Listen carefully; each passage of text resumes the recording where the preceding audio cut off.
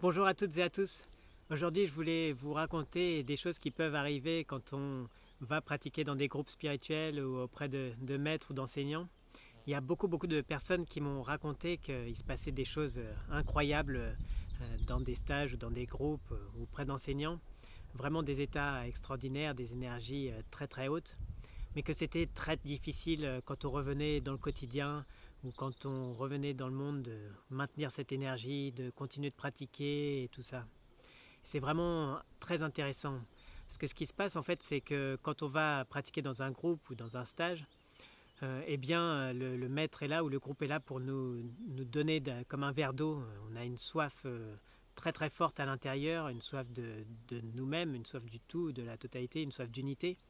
Et des bons groupes, des vrais groupes, sont là pour nous donner des verres d'eau qui vont nous satisfaire et nous désaltérer de manière très intense. Et donc ce qui peut se passer, c'est que quand on revient dans le quotidien, dans le monde, on n'a plus accès à ces verres d'eau et c'est très difficile. Donc ce qu'il y a, et on est obligé de revenir, de retourner, de faire régulièrement des stages pour retrouver cette connexion et cette énergie. Et donc c'est très important de comprendre que le groupe ou le maître, il est là pour nous faire goûter à cette totalité, à cette unité, mais qu'il est aussi là pour nous montrer le chemin vers la source.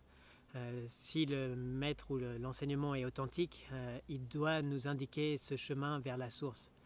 Et ça, c'est que nous-mêmes qui allons pouvoir l'entreprendre. Il faut prendre sa responsabilité, mais c'est que par nous-mêmes qu'on va pouvoir aller faire ce chemin vers la source. Autant il peut y avoir beaucoup de monde qui sont là pour consommer des verres d'eau, vraiment être là pour goûter à la présence du groupe, l'énergie du maître et tout ça. Autant il y a beaucoup moins de monde qui est prêt à prendre ses responsabilités pour faire ce chemin jusqu'à la source. Donc c'est important, si tu es là, que tu prennes conscience de ça. Pour illustrer ce que je raconte, une fois j'ai fait un rêve très intense. J'étais dans cette exploration du Kriya Yoga et du yoga d'un livre. Par exemple, vous pouvez avoir ces informations-là dans le livre Autobiographie d'un yogi qui raconte plein de belles choses. Et j'étais dans cette exploration-là et j'étais dans ce rêve, je marchais dans la campagne auprès de quelqu'un que je pensais être mon frère. Et tout d'un coup, je suis devenu lucide et je me suis rendu compte que la personne qui m'accompagnait, qui était juste à côté de moi, c'était pas mon frère, c'était le maître Babaji, à l'origine de la lignée du yoga, du Kriya Yoga dont j'ai parlé. C'est vraiment un maître légendaire, mais peu importe si c'était vraiment lui ou si c'était pas lui, ce qui s'est passé, c'est que j'étais dans une présence et une extase incroyable. Et donc vraiment c'était une connexion très forte. Et il m'a montré du doigt au loin, plus loin dans la campagne, un château. Et j'étais plein d'enthousiasme, une énergie vraiment très haute, et je me suis élancé vers ce château. Et au moment où je me suis tourné vers le maître pour voir s'il allait m'accompagner, j'ai compris qu'en fait j'allais devoir y aller par moi-même et qu'il allait me laisser explorer tout ça seul.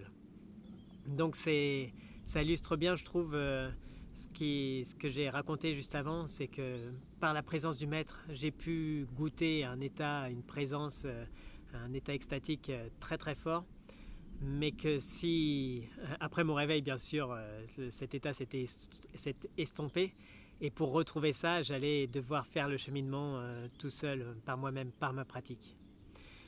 Donc si tu es sur ce chemin, que si c'est ce que tu ressens, que tu vas dans des groupes ou auprès de maîtres, mais que c'est difficile de pratiquer par toi-même, une fois revenu dans ton quotidien, c'est qu'il faut que tu prennes tes responsabilités pour faire ce chemin jusqu'à la source par toi-même. Parce qu'on voit vraiment beaucoup de gens qui sont comme des consommateurs, qui viennent boire des verres d'eau là où ils en trouvent.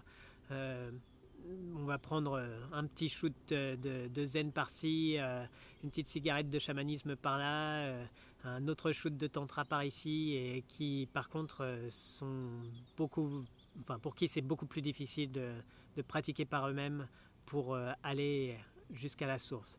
Donc si tu es dans ce cas-là, fais bien aussi attention à avoir un accompagnement qui te propose, qui te montre cette source. Parce qu'il y a bien sûr beaucoup de maîtres ou de groupes qui vont proposer des verres d'eau, mais qui vont bien se garder de montrer, de dire où ils ont trouvé cette eau. Et donc maintenir comme ça une sorte de dépendance, un contrôle. Donc on peut très très vite être dépendant de tout ça, de la même façon que le reste. Ça peut très vite être des dépendances. Donc on prend ses responsabilités, on trouve un accompagnement qui vraiment nous montre, qui nous indique le chemin vers cette source. Et ce chemin, on le parcourt par nous-mêmes, avec les pratiques qu'on nous a montrées, avec les conseils et les conseils que le maître nous donne. Mais ce chemin, c'est uniquement par soi-même qu'on peut le faire. Donc, j'espère que ça te parle, que ça t'inspire. Et je te dis à très bientôt pour d'autres vidéos, pour d'autres sujets. À bientôt.